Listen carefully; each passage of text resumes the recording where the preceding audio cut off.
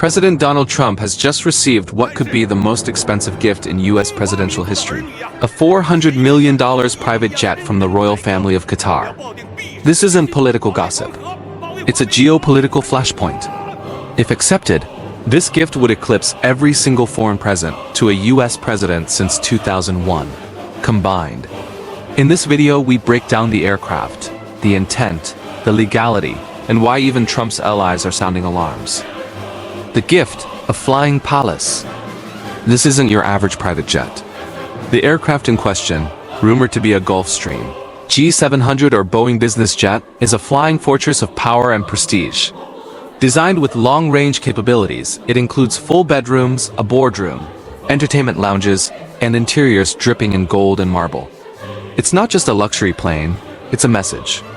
A $400 million token from the Qatari monarchy to President Trump. A gift fit for royalty, now aimed at the most powerful man in the West. The numbers: a 100x explosion. Here's how massive this is. Since 2001, the total value of all foreign gifts to U.S. presidents is about $3.8 million. President Trump's Qatari jet alone is 100 times more valuable. Until now, the largest known gift was a $500,000 bronze horse statue given to President Obama by Saudi Arabia. This offer destroys that record, not quietly, but publicly. It redefines the scale of diplomatic gifting and raises serious questions about boundaries, loyalty, and leverage. Why Qatar? Strategic soft power. Qatar is small in size but mighty in influence.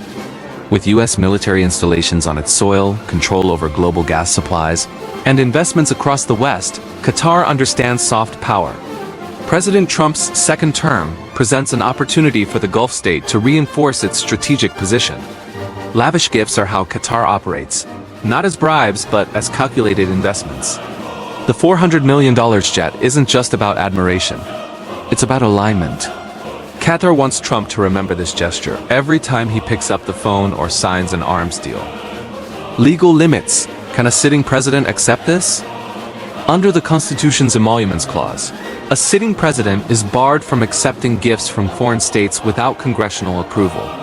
That means President Trump cannot legally take this jet unless Congress authorizes it. There's also the practical issue. The jet isn't a ceremonial object. It's an operational asset with real-world value, which makes it far more controversial. The Office of Government Ethics could intervene, and if handled poorly, it could spiral into a legal crisis with international implications. Blowback. Internal blowback. Even inside the MAGA movement, opinions are split. Some Trump loyalists see the offer as symbolic, a reward for pro-Gulf policies. Others warn this looks like corruption, especially with Trump promising to drain the swamp. For a president who won on populist, anti-elite rhetoric, accepting a royal jet from one of the world's richest monarchies could feel like betrayal to parts of the base. Strategists are asking, how do you explain a $400 million plane to voters struggling with inflation, Gulf nations and gift diplomacy? Gulf countries, Qatar, UAE and Bahrain have a long tradition of using high-end gifts to build influence.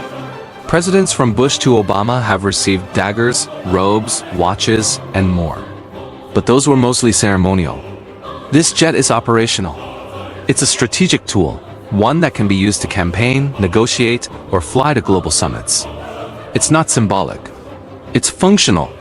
And that's what sets it apart. It's not just about honor. It's about power. Global reactions. What the world is saying. Reactions around the world are pouring in. European analysts call it an ethical disaster. Asian outlets say it exposes Western double standards. Gulf media celebrates Qatar's boldness. American allies, especially in NATO, are watching closely. If a U.S. president is seen as favoring one Gulf monarchy over others, it could tilt diplomatic balances. Meanwhile, adversaries like China and Russia are already using this as propaganda, painting American leadership as for sale to the highest bidder. What happens next? Ethics and strategy. Legally, President Trump may be forced to either reject the jet or pass it through Congress. Politically, he has to consider how this looks in the middle of a re-election cycle. Even if the gift is never accepted, the perception damage is done. This will become a talking point in debates, in attack ads, and in history books. The bigger question isn't about this jet. It's about whether a sitting US president can afford to look compromised, even by luxury.